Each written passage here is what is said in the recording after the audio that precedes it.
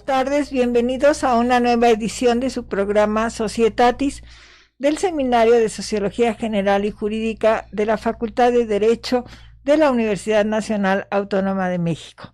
Nuestro reconocimiento a la doctora Sonia Venegas Álvarez por permitirnos este espacio para estar en comunicación con ustedes y presentarles diversas problemáticas sociales. El día de hoy estamos muy contentos, agradecemos muchísimo a un joven brillante académico de nuestra facultad, que es Axel Peralta Aguilar, que hoy nos va a acompañar y que nos va a hablar de un tema de plena actualidad, muy vigente, que son los retos y perspectivas del derecho internacional frente al paradigma judicial en México. Pero antes de iniciar nuestra conversación, cedo el uso de la voz a la maestra Amparo Apolinar para que nos dé unas referencias curriculares de nuestro querido Axel. Claro que sí, doctora. Ricardo Axel Peralta Aguilar es egresado de la licenciatura en Derecho por la Facultad de Derecho de la Universidad Nacional Autónoma de México. Se ha desempeñado en el ámbito editorial como autor de capítulos de libros y artículos académicos en las áreas de Derechos Humanos y Derecho Constitucional. En el ámbito académico se desempeña como ayudante de profesor asignado a la Facultad de Derecho y actualmente como secretario en la dirección de la misma. Bienvenido, Axel. Muchas gracias, maestra. Pues el tema que nos va a comentar nuestro querido Axel va muy vinculado a los derechos humanos. Los derechos humanos, todos creo ya saben de los derechos humanos, están en pleno conocimiento. El punto especial que hoy vamos a tratar con Axel es qué pasa frente al derecho internacional, frente a este nuevo paradigma judicial en México. ¿Cómo ves, mi querido Axel, estos retos y perspectivas que nos quedan enfrente? Bueno, doctora Anis, pues primero agradecerle su generosa invitación para compartir este espacio con usted y con la maestra Amparo, y desde luego a nuestra directora también, pues por darnos la oportunidad de ocupar estos espacios de difusión de la cultura. Y yo estoy muy honrado y muy feliz de verdad de estar compartiendo este espacio con usted, doctora, con usted, maestra. Y bueno, pues el tema creo sí está muy actual, muy en boga. Nos enfrentamos frente a la reforma constitucional del año pasado, 2024, que prácticamente cambió completamente al Poder Judicial.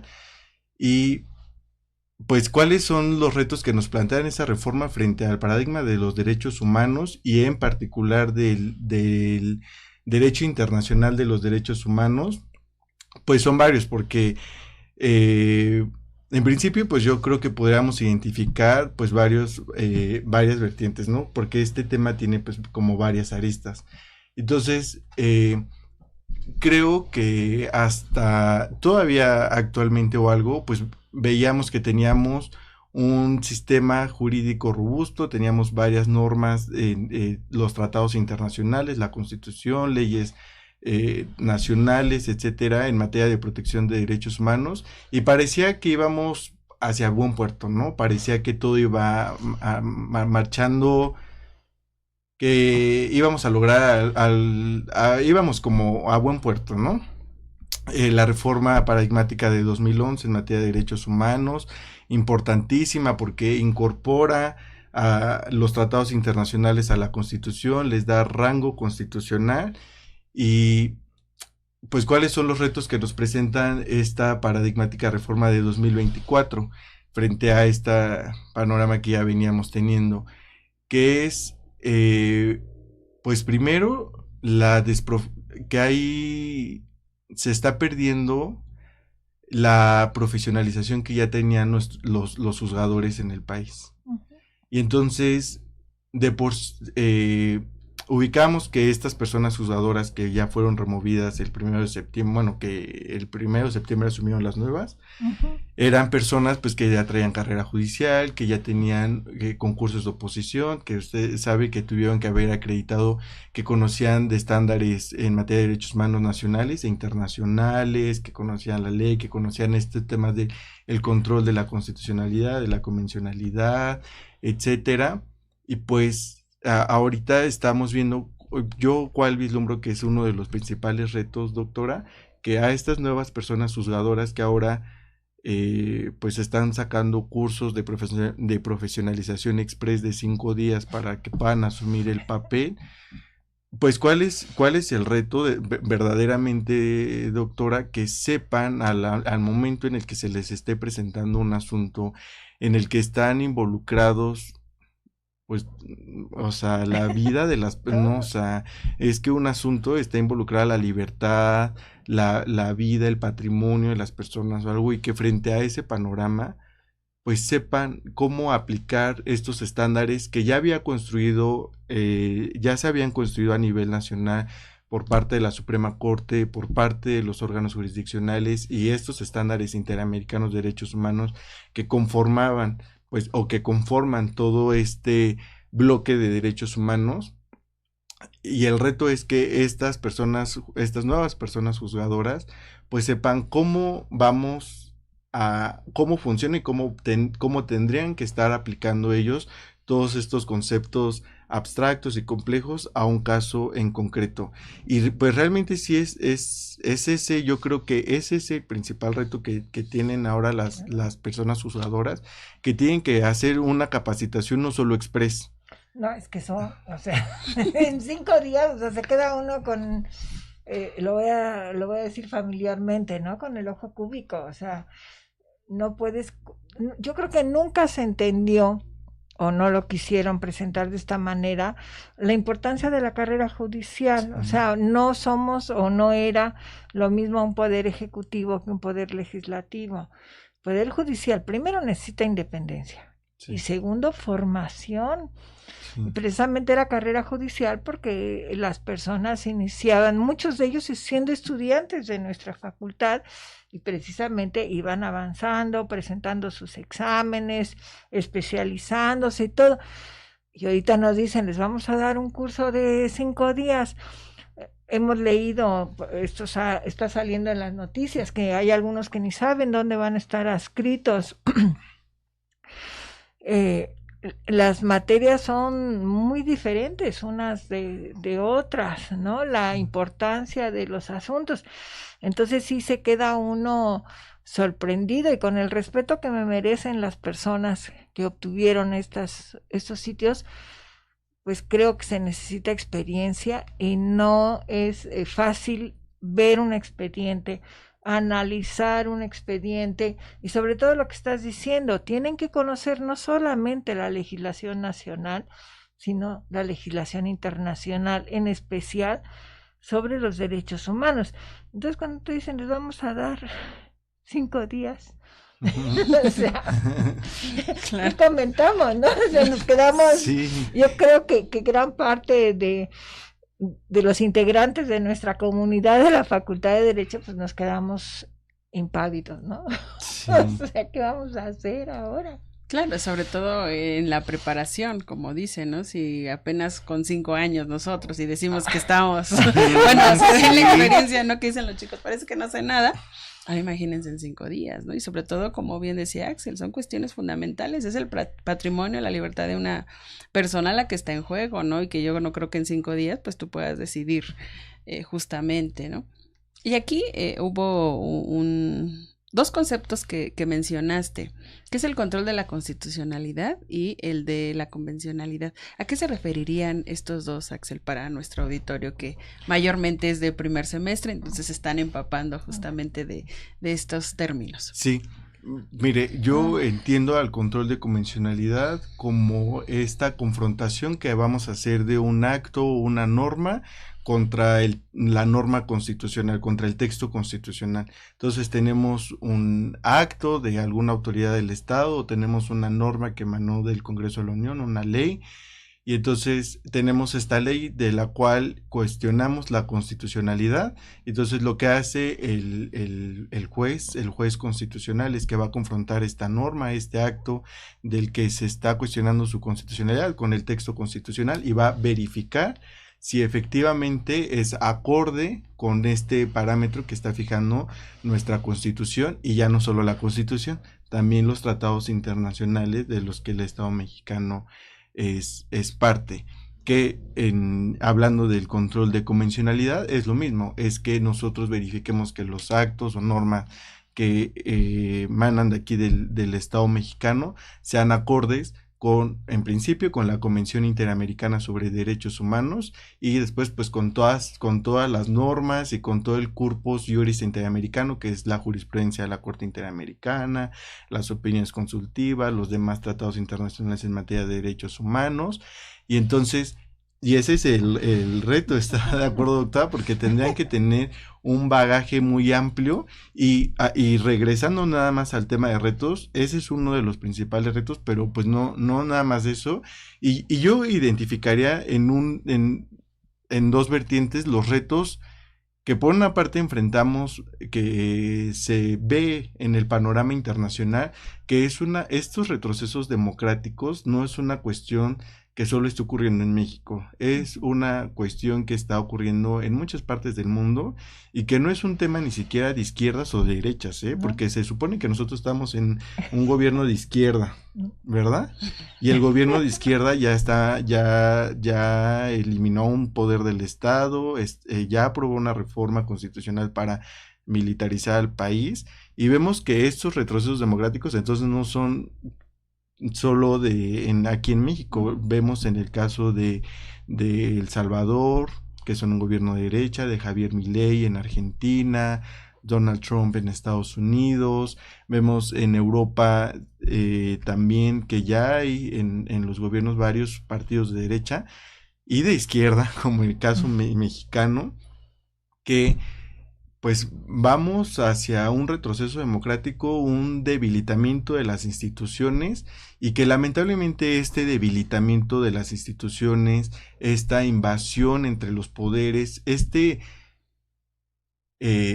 derribe de lo que son los obstáculos al poder y de que si me estorba la división de poderes, pues te quito, me estorba las instituciones, las elimino, prácticamente lo que me estorba y que lo que vemos que principalmente los principales límites al poder siempre son los derechos y los derechos humanos. Entonces es aquí donde se plantean los retos a nivel internacional y nivel nacional, porque frente al límite del poder que tenemos que el primer obstáculo que hay hacia el ejercicio del poder son los derechos humanos y vemos que los órganos encargados de vigilar su protección, su promoción, pues están siendo disminuidos, erosionados, etcétera, pues es ahí donde están otro de los principales retos del derecho internacional de los derechos humanos, porque vemos que si a nivel nacional ya no está siendo suficiente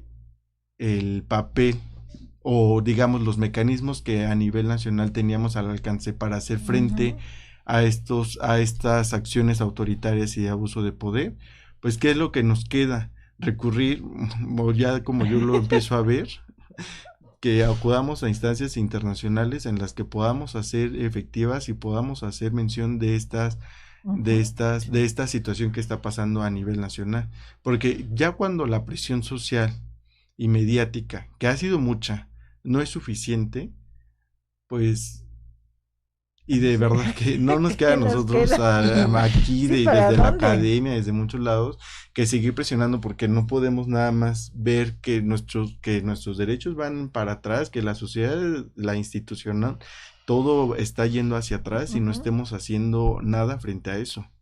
O sea, tenemos muchos retos a futuro y yo viendo el panorama y todo, y que incluso cuando veía, por ejemplo, ahorita, doctora, antes de que abandonara la Corte esta integración, ya se había publicado un proyecto de sentencia de la ministra Ana Margarita Ríos Farjat en materia de prisión preventiva oficiosa. ¿Por qué? Porque en 2023 fue notificado el Estado mexicano de 2 sentencias condenatorias de que el Estado mexicano es responsable de violación a derechos humanos por la figura de la prisión preventiva oficiosa. Sí. Y tenemos una figura que viola principios y que viola derechos que están reconocidos en nuestro texto fundamental y en tratados internacionales de los que México es parte, y tenemos esa condena hacia el Estado mexicano.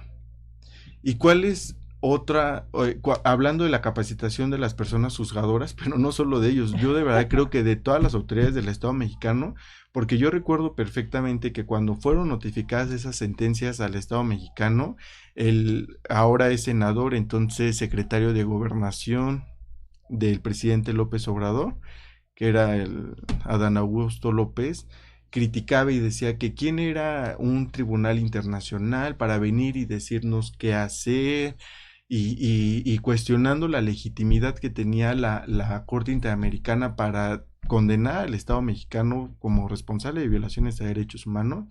Y él cuestionaba su legitimidad. ¿Por qué? Por un completo desconocimiento, porque desconocen completamente que el Estado mexicano se obligó soberanamente a cumplir con esos acuerdos internacionales, y que ahorita, a lo que vamos de 2025, hay una marcada línea no solo a no cumplir con la sentencia, sino a que estamos en un abierto desacato, porque esas sentencias nos las notificaron en 2023 y apenas asumieron esta legislatura vigente las funciones en el Congreso. ¿Qué fue lo que hicieron? Ampliar el catálogo de delitos que ameritan prisión preventiva oficiosa, y entonces, o sea, no solo no estamos cumpliendo con nuestras obligaciones convencionales, porque el artículo 1 y 2 de la Convención Americana sobre Derechos Humanos, que son el fundamento del control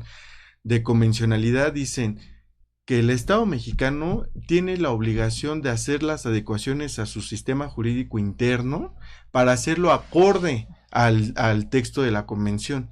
Y aparte que el Tratado de Viena sobre Derecho de los Tratados, en su artículo 27, que es el famoso Pacta sunt servanda, que dice que el Estado está obligado a cumplir a lo que se obligó.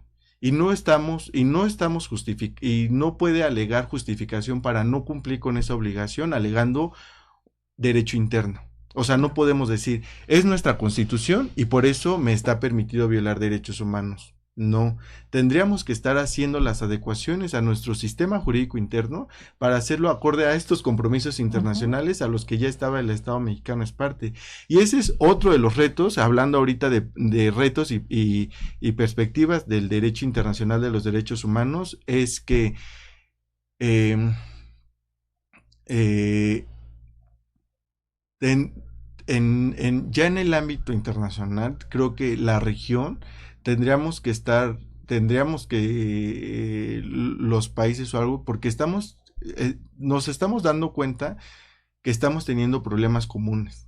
Estamos teniendo en varios países en la región los retrocesos. Entonces, si estamos viendo que estamos identificando problemas comunes en todos los países, pues tendríamos que estar pensando en soluciones comunes, en soluciones que nos permitieran a todos como región pues superar esta etapa de retrocesos que estamos viviendo lamentablemente.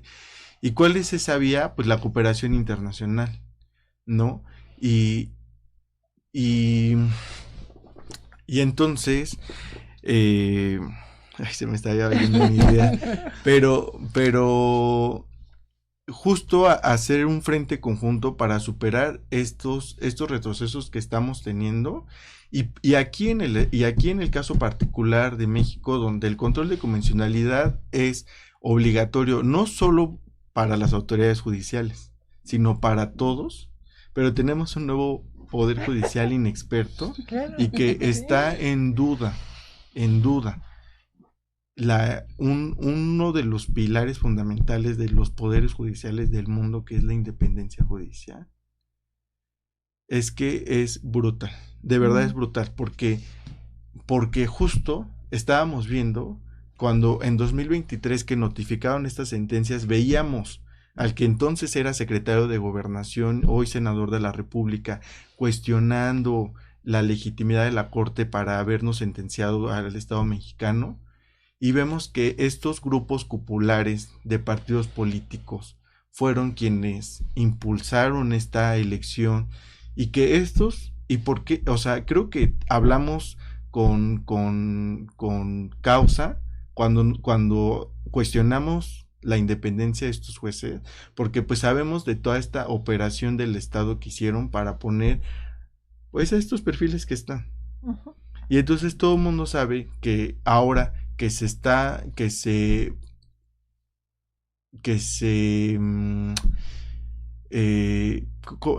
¿cómo sería esta palabra? De que pues prácticamente metieron a los jueces a hacer política, a jugar. Es que yo creo que ahí estaría el reto, ¿sí? Axel, justamente, es decir, nosotros como que derivamos la responsabilidad de que son nuestros representantes y entenderíamos, pero justo lo que tú decías, ¿cómo voy a exigir si no conozco? Claro. Justo en lo que pasó, lo que decías en la reforma, ¿cuántos fueron a votar y no conocían a sus candidatos? Claro. O sea, para hablar mal y pronto diríamos, claro, ¿no?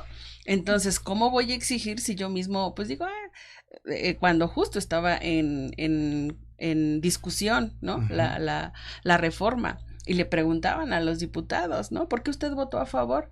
Pues es que todos votaron, entonces como uh-huh. todos votaron, pues yo digo que es algo bueno, ¿no? Entonces yo creo que también sí tendríamos, pero nosotros también como ciudadanos, ¿cómo vamos a ser exigibles si no conocemos? Ahorita tú nos has dado todo un panorama de justamente uh-huh. todas estas responsabilidades contractuales que a nivel internacional tiene el Estado mexicano. Sí. Pero que justamente ya en el discurso se inserta de otra manera, ¿no? Entonces decimos, sí, estamos en un Estado de Derecho, cuando yo creo que en el cotidiano vemos eso que decía la doctora, que jueces que no saben claro. ni en dónde van a estar, ¿no? Claro. Y entonces, pues yo creo que también ahí es el reto, ¿no? De decir, ¿cómo vamos a hacer esta difusión de estas responsabilidades internacionales en materia de derechos humanos, que al final nos involucra a todos, ¿no? Claro. Y que ahí justamente estaría el reto.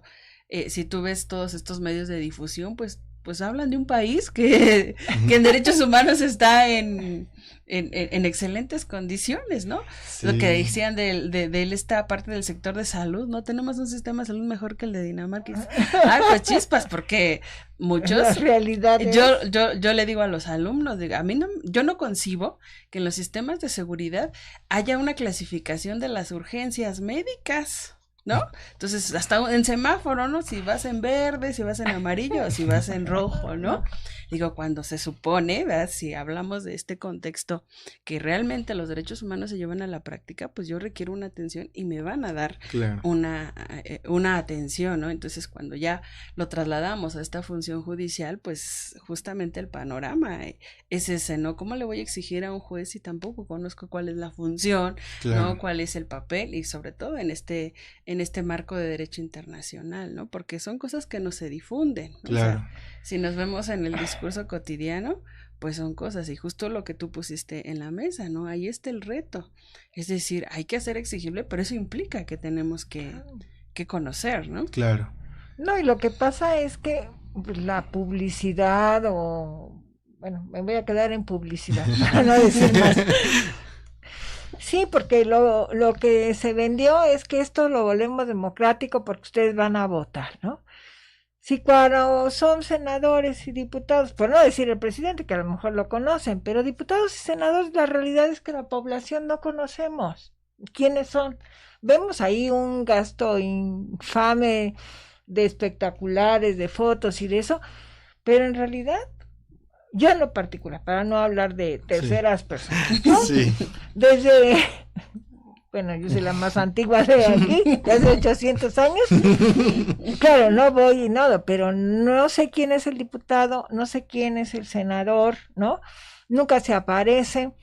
De la persona que ocupa la delegación, pues solo de las tonterías, perdón, de lo que hace, ¿no? Sí.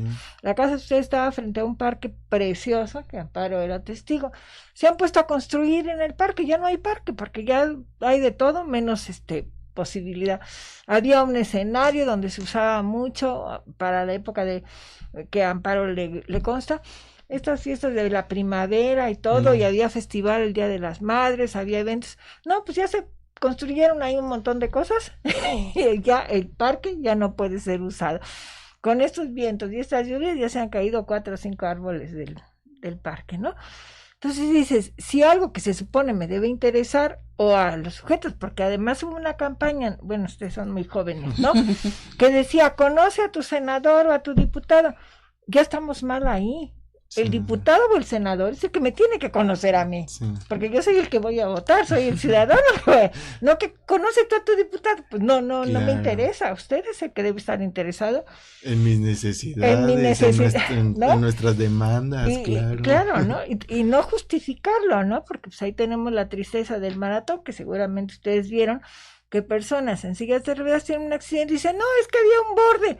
Oye, cuando todos los días salen las noticias que una persona mayor desapareció porque cayó en una...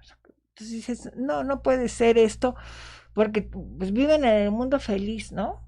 Se crearon un mundo, pero eso no tiene nada que ver con lo que cotidianamente, y siento que esto fue lo que pasó, ¿no? Vamos a democratizar porque ahora van a votar. Bueno, votaron casi 12 o 13 millones de 100 y pico que somos, para no... El 10%, era el 9 o 10% del padrón electoral. Y nos dicen que es un exitazo loco. Sí. Pues yo pensé, con el respeto, en alumnos de nosotros, ¿no? La calificación máxima, como todos sabemos, pues es 10, ¿no? Es 10. Sacar 1. Y decir fue un éxito. Bueno, 3, no, vamos a ponerle 3, vamos a ponerle 5 porque no podemos poner menos de 5. O sea, yo repruebo a mi grupo, se saca 5 y digo, ¡ay, qué exitoso! Pues, todos se sacaron 5. Guardando las proporciones, y espero que quienes nos escuchen entiendan esto, ¿no? Sí. De que no, pues, si yo le pongo, bueno, que mis alumnos saquen todos 5, pues yo creo que las autoridades dirían qué le pasó a él si ya se volvió loca, que nunca dio clase o eso, ¿no? Es el similar, ¿no? Es decir, si yo tengo 120 o 127 y votan 13, pues decir que fue un éxito, pues me cuesta trabajo, ¿no? Pero yo pienso que esos son riesgos, hablando ya en el Estado de Derecho y en esto de la democracia, que este discurso populista que permea y que incluso sabe que me acuerdo perfectamente que cuando se estaba discutiendo la reforma del Poder Judicial decía, es un mandato popular, así que la presidenta decía, votaron 30 millones de personas por mí porque era esa, o sea, me dieron su voto porque ese es el mandato que me están dando, la reforma al Poder Judicial. Y si era el mandato de 30 millones de personas, pues se quedaban en el camino, porque... Mira, yo... ¿Verdad? Te voy a... Es un ejemplo que yo doy en clase, cuando explicamos eso, y Amparo se ríe, porque bueno, siempre hago referencia, porque yo ya me quedo atorada y mis ejemplos y todos son iguales. Yo pongo el siguiente ejemplo en clase, ¿no? Vamos a suponer que se va a elegir la sociedad de alumnos para no tomar otras instituciones, ¿no? Y entonces les digo, bueno, pues resulta que Juanito Pérez hace una campaña loca y obtiene el 30% y gana. Abro un paréntesis y le digo, pues con el sistema que tenemos, si Juanito Pérez solo vota por él, gana, porque es mayoría relativa, ¿no? Pero les digo, como ustedes están en sociología y están aprendiendo metodología y estadística acá, todo, les digo, pues si ustedes se fijan un poco, 3 votaron por él, por nuestro Juanito Pérez, pero hay 7 que no votaron, y que es mayoría, por lo que sea, porque votaron a otro candidato, porque se abstuvieron, porque pusieron alguna tontería en la boleta, pero la realidad es que el 70% no votó, o los 7 alumnos, ¿no? Y eso es similar. El que tú tengas un 30%, pues me parece muy bien, porque, insisto, si vota una persona, gana. Pero eso no puedes decir que es mayoría de un país. Totalmente. Y al final tú representas a todos, no solo a esos 30, ese 30% o esas 3 personas que votaron por ti. Claro. Y las necesidades de los 100 personas que tienen pues, son muy diferentes, ¿no? Claro. Y yo no puedo decir, pues como 3 votaron por mí. Y este falso discurso de que no, pero las iniciativas se discuten, llamamos a la gente a que se involucre, y cuando estaba la discusión de la reforma que fueron los ministros de la Corte a la Cámara y hubieron foros y todo, y realmente qué de esos foros, qué de todas estas demandas de la sociedad civil, ¿qué realmente quedó plasmada en esa iniciativa? Nada, no le movieron una coma, y tan no le movieron una coma que trae problemas de fondo esa reforma, tan solo ahorita con la presidencia, que el mismo artículo constitucional dice, por una parte, que el presidente de la Corte se va a elegir por un periodo de 2 años por el número de votos que haya obtenido, ¿no? El que mayor número de votos que haya obtenido va a obtener la presidencia por un periodo de 2 años. Y más adelante vemos que dice que la presidencia de la Corte se va a elegir por mayoría de los votos de sus pares, el resto de los ministros, y va a durar 4 años. Entonces, y los dos son textos constitucionales, o sea, es la Constitución. Pero esta manera de legislar al vapor, con falta de técnica, con un completo descuido o sea, desconocimiento total, vemos de verdad, o sea, a mí me preocupa y sí creo que también se renovó el 50% de los órganos jurisdiccionales a nivel federal, y para el 27 va el otro 50%. Y realmente, pues preocupa que vuelva a ser con estas mismas reglas que estuvieron vigentes. Porque realmente, es así como está, no se está garantizando que lleguen los mejores perfiles. No. Claro, justo cuando empezamos a ver, bueno, porque ahí también fue un problema la difusión que se hizo sí. Mayormente en redes sociales, y los que, bueno, pues pudimos acceder a una red social, de así nos dimos cuenta de esos perfiles que había, sí. ¿No? Ahora imagínate los que no pudieron acceder a estos, o sea, en un país tan complejo como México, pues tenemos lugares en los que ni siquiera hay luz, por ejemplo, sí. ¿No? Por lo menos en televisión no se hizo una difusión, ¿no? Que sería el medio que tiene más acceso a la mayoría de la población, pero no se hizo una difusión de los perfiles. Tú decías, vete tú a votar e infórmate, y hasta ahí, ¿no? Pero ¿cómo me voy a informar si no tengo los mecanismos? Sí, para incluso aquellos que quieran acudir a internet, pues tienen que bajar a los centros, ¿no? Y esos que es 2 horas, 3 horas, ¿no? Aquellos que viven en comunidades lejanas, ¿no? Entonces, sí, yo creo que en términos de lo práctico, hay una gran problemática que va a repercutir justamente en estas cuestiones de derechos humanos, ¿no? Sí, no, es que ahí regresando al tema del Poder Judicial, es ahí la problemática y el principal reto que van a tener estos juzgadores, y preservar verdaderamente la independencia judicial. Y hablando, regresando de las cuestiones que me preocupan, hablando de la capacitación de las personas juzgadoras, a ver, estas personas que traen un mandamiento popular, porque es eso, que no respetan este principio de que es la independencia judicial, y de que es que traes un velo y que a ti no te importa si es guinda o es azul o es tal, es justicia y es darle a cada quien lo que le toca. Y vemos discursos de personas integrantes del máximo órgano judicial del país, que es la Suprema Corte, que o sea, niega o pretende que deben de negarse derechos por alegar un interés nacional superior, cuando, a ver, o sea, quien viola principalmente derechos humanos es el Estado. ¿Y qué están haciendo estas personas? Defender al papel del Estado, porque yo la veía en las discusiones de la segunda sala, no quiero decir el nombre, pero yo creo que todo el mundo la conoce, que decía discutiendo temas fiscales, y que su principal argumento para negar el amparo a la persona era de que no, porque de concederle el amparo, la afectación es al erario público. O sea, entonces por proteger el erario público le vamos a violar los derechos humanos a la persona contribuyente. O en el tema de la militarización, y que hablaban de los argumentos de las otras ministras que todavía siguen en la integración actual, y que alegaban y que decían, no, bueno, es que debe de estar los militares en el ámbito de la función pública, porque es un tema de seguridad nacional, porque tal, o sea, y nuevamente regresamos a este discurso populista de decir, entonces vamos a privilegiar lo que ustedes consideran que es el interés nacional, lo que ustedes consideran que es benéfico para el Estado, y entonces cambia este paradigma que había fijado la reforma de 2011, porque la reforma en materia de derechos humanos lo que hizo fue poner al centro a la persona. y que todo el sistema jurídico y la actuación de los órganos jurisdiccionales y todo girara en torno a proteger a esta persona.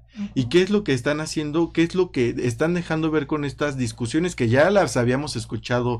Nos falta escuchar a los otros 6 ministros, ¿no? Pero cuando menos a 3 yo ya había escuchado sus argumentos de que entonces estamos cambiando este paradigma. Entonces lo que está al centro ya no es la dignidad de las personas, ya no son los derechos humanos, lo que está al centro ahora es proteger al Estado, ¿no? Y proteger al Estado es defender sus decisiones arbitrarias, ¿no?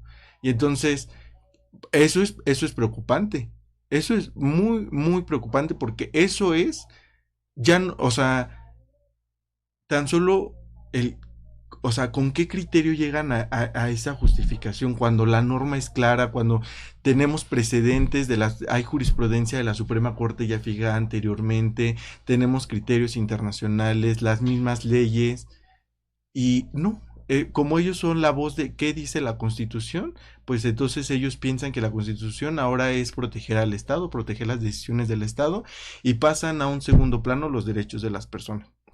Y hace falta ver si eso está pasando o se deja ver qué va a pasar en el máximo tribunal del país, qué va a pasar en todos los demás niveles del Poder Judicial. De verdad, es bien preocupante. O sea, sí lo digo porque yo sé que en muchos foros se dice que preocupa, pero a mí de verdad que lo digo con muy sincero sentido que sí me preocupa mucho porque o sea, escucho, veo, reviso las entrevistas de las personas que quedaron como juzgadoras, veo cómo se ven venir los criterios. Es más, tan solo yo pongo sobre la mesa. Yo estoy seguro que esto va a ser de los primeros asuntos que van a resolver esta nueva Suprema Corte, porque ya quedó en el tintero, es un tema que se debe resolver en breve, el tema de la prisión preventiva oficiosa o automática. Y entonces, nosotros como abogados, como siempre lo hemos pensado, y cada que se discutían estos temas que fueron muy criticados de la administración cuando vino la reforma de la militarización, cuando querían reformar el INE, cuando todas estas reformas, y que claramente nosotros que estudiamos derecho, que somos abogados, y que sabemos que eran reformas claramente inconstitucionales porque iban contrarias al texto constitucional, y al final el discurso populista que vendió son corruptos o no sé qué, hay que reformar por un desconocimiento completo de cómo funciona el derecho, de cómo funcionan, y ahora con estos nuevos juzgadores, ya yo pienso que nosotros, si analizamos el asunto, tenemos una solución clara, ¿no? Porque sabemos que es obligación del Estado mexicano, comprendemos el sistema jurídico y sabemos en qué sentido debería de ir la sentencia, pero me temo que no va a ser así, porque ahora tendríamos que estar pensando en un sentido populista así de que, oye, ¿qué será lo que le conviene al Estado? ¿Qué será lo que le conviene a las autoridades? Porque ahora eso es el derecho, ahora eso es lo correcto. Y pienso, hablando de nuevos retos, porque lo acabo de pensar ahorita. Muy bien. En los retos, que tenemos que esta facultad de Derecho y las instituciones de educación superior, tenemos una gran responsabilidad y un gran reto frente a este panorama. Y primero ya tenemos a estas personas sin experiencia, con conocimiento cuestionable, ya está. Okay. Y creo que el papel que debemos estar jugando nosotros como una institución formadora es también coadyuvar a capacitar a ese personal, a enseñarles derecho. Claro, y sobre todo esta parte de pensamiento crítico y pensamiento que cuestione, ¿no? Lo que decimos, pensar podemos todos, pero pensar críticamente ahí está el reto, ¿no? Ay, sí. Y que justamente esa es labor de la Facultad de Derecho, ¿no? Sí. De ser críticos en esto, hay que ser objetivos, pero hay que cuestionar, ¿no? Sí. Hay que cuestionar toda esta infraestructura, todos estos mecanismos que justamente decimos, ¿no? El discurso es que hay que acabar con la corrupción, pues no se trata solo de decir hay que acabar con la corrupción, sino los mecanismos que tú vas a implementar porque eso no te va a garantizar, o sea, ¿no? Si no le das una capacitación, pues el otro va a interpretar según su leal entender, ¿no? Y a lo mejor en su leal entender, pues ahí... Sí, ¿no? Sí. No, al final, pues acudir a esas instituciones, ¿no? A ver quién es la principal institución en formas abogados, la Facultad de Derecho. Sí. Y seguramente nuestras autoridades no hubieran permitido dar un curso de 5 días, o sea, me parece, o sea, ¿no? Ni un diplomado de titulación, doctora. Ni un diplomado de titulación, ¿eh? No, o sea, pues casi una conferencia, ¿no? Pero es lo que dura. Pero eso, ¿no? Acércate a los especialistas, a los que saben, porque, pues, en principio, tenemos que pensar que son licenciados en Derecho, porque luego dijeron que tenían que tener 8. Como académicos todos sabemos que la calificación es muy variante, ¿no? Pero luego ya dijeron, no, pues siempre no, usted no cumplía el 8, pero pues no importa porque ya le votaron y eso. También lo que comentamos los académicos, ¿no? A lo mejor el alumno de 10 no es el más brillante, sino un alumno ahí que ves que va arrastrando la cobija, luego pues resulta que es el más exitoso de su grupo, de su generación. Son muchos factores lo que influyen. Y hablando del promedio, ¿no le causa temor esta incertidumbre que hay de que, por ejemplo, el Tribunal Electoral, cuando quiere es muy estricto con la letra de la Constitución, ¿verdad? Cuando quiere, la Constitución dice que yo soy el Tribunal Electoral y tú no puedes opinar en asuntos electorales, porque así lo dice la Constitución, y casi una interpretación textual y literal.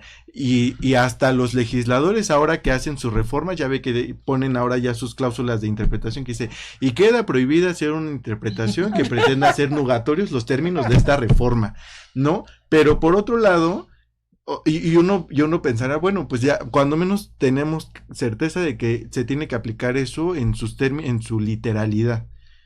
Pero tenemos, o sea, que ya es texto constitucional el requisito del 8 de promedio, y llegan, el INE niega constancias de mayoría a candidatos que ganaron las elecciones pero que no tenían el 8 de promedio.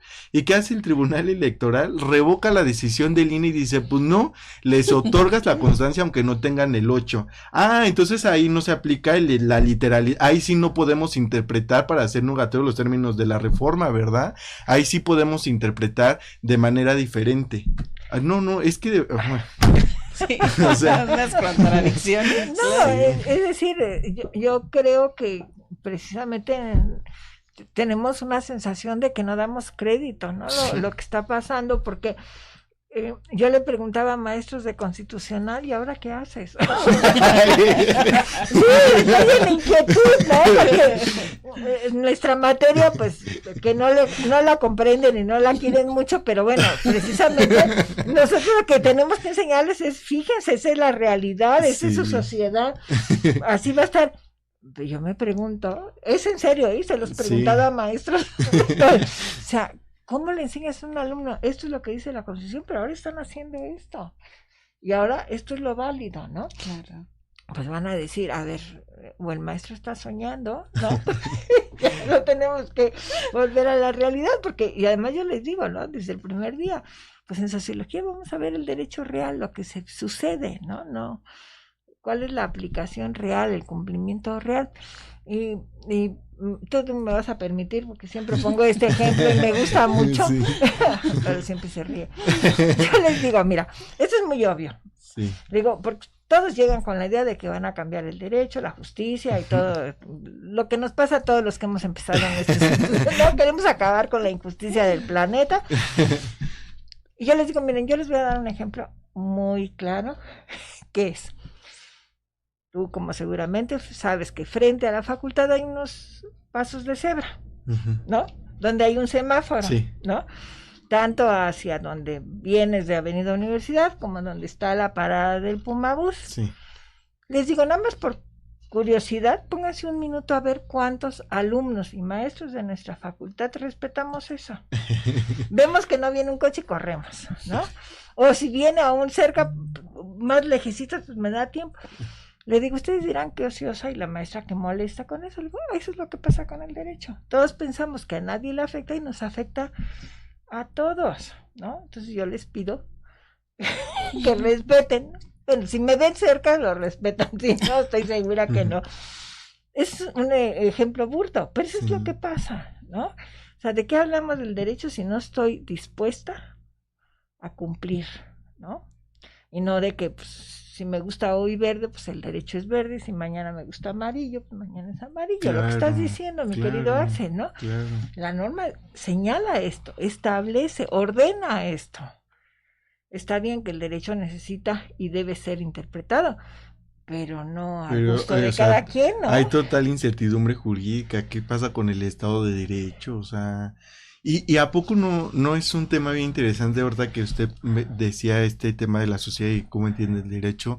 De ustedes que son expertas en sociología, de qué, o sea, ¿qué nos está pasando a nosotros como sociedad? Que siento que o normalizamos o cada vez nos es más indiferente, que vemos la actuación, estamos viendo el retroceso y todo, y parece que ya, o sea, que nos estamos quedando ahí, que ya es como, pues, bueno, pues no, o sea, ya como... Es que, bueno, yo pienso que justamente se ha entendido mal este concepto de los derechos humanos. Todos queremos el derecho, pero trae aparejado una obligación. O sea, si tú quieres que respeten tu vida, pues empiezas por respetar la vida del otro y en consecuencia todo lo demás.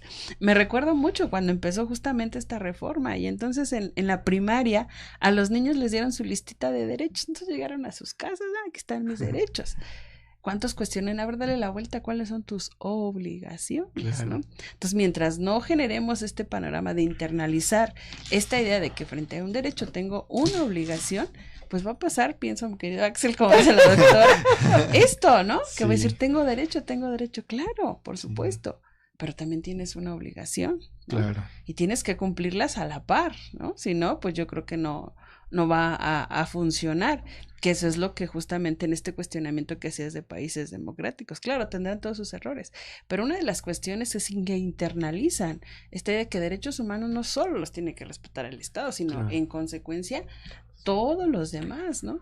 El ejemplo, por ejemplo, valga la redundancia, cuando, y que me es muy significativo, en los países que el vendedor pone su puestito ahí de huevos, ¿no? Y entonces te dice, cuesta €1, ¿no? Ajá. Y entonces tú llegas, ¿no? Tomas tu huevito y pagas tu euro. No hay nadie que atienda, ¿no? Uh-huh. Nadie que revise si tú estás pagando. Entonces al final del día viene el granjero y recoge sus ganancias, recoge sus empaques, ¿no? Uh-huh.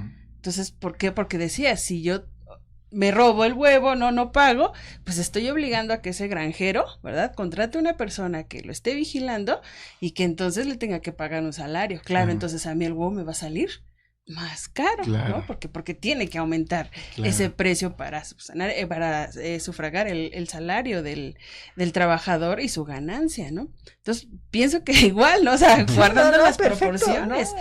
Pero entonces, ¿cómo esperemos que se cumpla, ¿no? Toda esta parte de la ley, si en el cotidiano, pues no contribuimos a eso. Yo pienso que ahí estaría también el principal reto, hacer esta internalización de estos derechos humanos, ¿no? Sí. Claro. Pues, mi querido Axel, en unos 2 minutos, el caballero que está ahí observándonos nos va a dejar sin micrófonos, entonces quiero agradecerte mucho a nombre del seminario, de la maestra Amparo, del mío propio, que nos hayas acompañado. Él es un joven representante de las nuevas generaciones de nuestra facultad, y a los que estamos más allá del camino, pues nos da mucho gusto porque sí, son brillantes. Bueno, la maestra Amparo también joven y participante de esto, pero pues sentimos tranquilidad a ver que jóvenes con tus conocimientos, sus aspiraciones y tu reconocimiento al derecho, ¿no? Que a lo mejor eso es lo que nos falta y que debemos de fomentar. Antes de despedirme, yo quiero invitar a quienes nos acompañan. Mañana vamos a presentar este libro de temas sociales y COVID-19, que hay quien dice que COVID ya pasó, pero tengo la pena de decirles que no. Los efectos sociales todavía no terminan. Mañana a las 9:40 en el aula magna de nuestra facultad, la Jacinto Pallares, y con la presencia de nuestra directora, la doctora Sonia Venegas Álvarez, pues vamos a presentar. Esperamos que nos acompañen. Mil gracias nuevamente, Axel. De verdad ha sido muy ilustrativo y sobre todo yo creo que eres ejemplo para los jóvenes que nos están viendo y que inician sus estudios profesionales. que la facultad les da muchas opciones y que pueden ser tan brillantes como tú. Ay, No creo que más, pero bien. Muchísimas gracias, maestra doctora. Un Gracias, gusto haber estado aquí. Y a quienes nos acompañan, muchas gracias. Los esperamos la próxima semana en una nueva edición. Perdón, porque nos vamos de feliz asueto. Ya me hicieron la seña de que les vamos a dejar descansar la próxima semana, ¿verdad? Pero esperamos que en 15 días nos acompañen nuevamente en una nueva edición de su programa Societatis. Y entonces, pues disfruten mucho, porque los universitarios tenemos un puente un poco largo, y entonces disfrutemos todos de esto. Muchas gracias, hasta entonces.